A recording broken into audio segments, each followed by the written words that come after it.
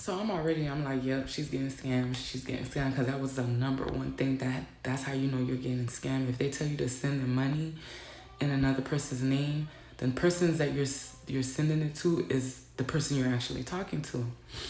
So then she's like, the week that he's coming, he needed the $500. He needed $500 for her to send for his son ticket and his ticket.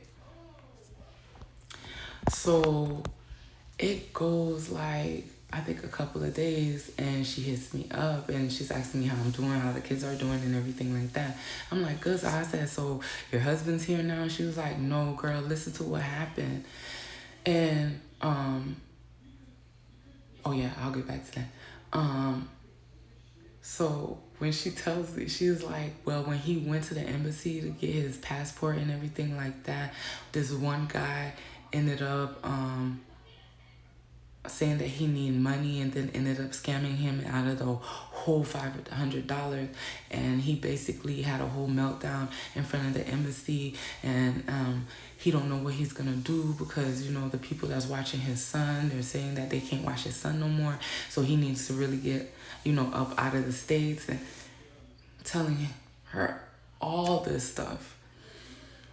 So I'm sitting there like listening to it, but knowing it's bullshit. Like, you, cause you could tell, like, I guess my facial expression could say, like, I know you didn't believe that, like, or whatever, but I'm still listening to the story. And I even think she knew that it sounded stupid. Like, she was like, yeah, he was throwing water all over himself. He was just having a whole, like, meltdown, breakdown in front of the embassy. And I'm like, okay. I was like, well, I hope you don't send him no more money because, yeah, he's just gonna have to find his own way back over here or whatever.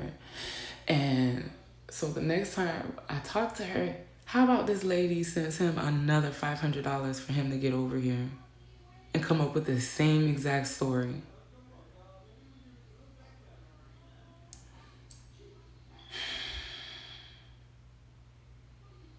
I know I'm not a money hungry person, and maybe because I do have a lot of kids, like, I don't play about money like that. And for you to be not working to just send this person a whole $1,000 off of some bullshit, baby, I'm gonna need you to start checking yourself and start loving yourself, because, ma'am. And what really like, really like had me step away from her, because I mean,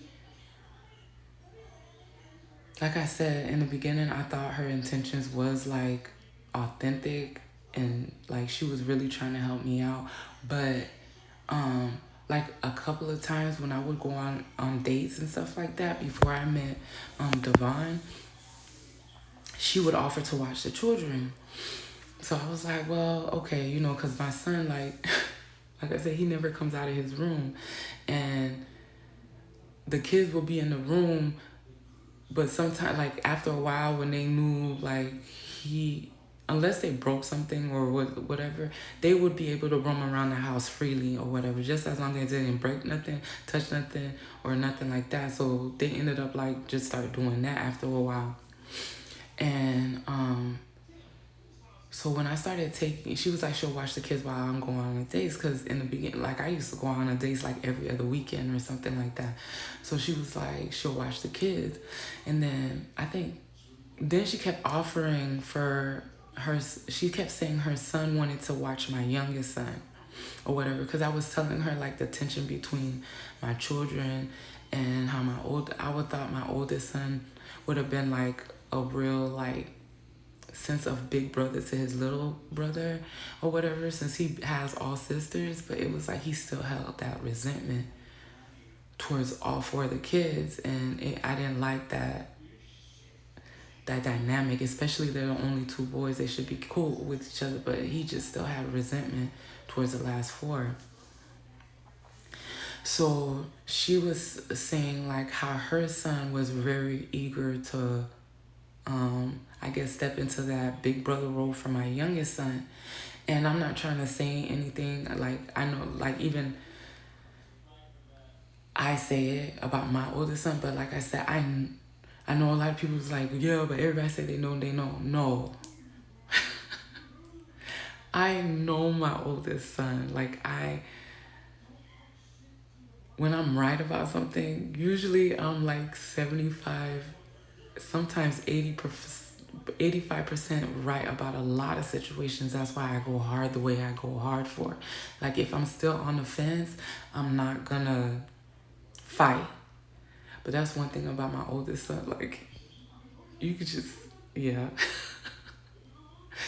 It's not like that now. Like, since we like did a lot of our healing journey together, it's like he just sees them as annoying, just like I see them or whatever. But it was just really like, I don't know how to put it, but because her son didn't really have no friends. Her son was like in his 20s and never had a girlfriend, never was trying to pursue a girl or anything like that. So that kind of made me kind of weary, because my son is 19, still got friends and willing to, he was going out with his friends, doing stuff, even had a girlfriend. Like, normal boys, like,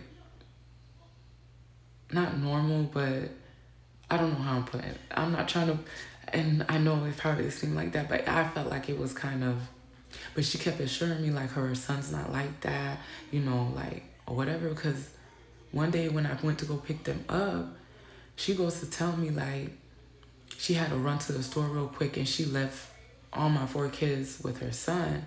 Mind you, I have 3 girls, one that's autistic, and then my son. I left them with you. Like, I understand you trust your son, but I don't know your son that well. And then, like, I already get that he's so eager to take my youngest son. Like, I'm at that stage where, like, if I don't leave them with just anybody, why would you feel like it's okay for, I don't know your son. I see him, you talk about him all the time, but I don't know him. Like, to me, I felt like that was out of pocket. Like, anything could have happened just because you said that you know your son. Like, I just felt like that was out of pocket. So after that, like, I completely had stopped letting her watch the kids. I just left them at home.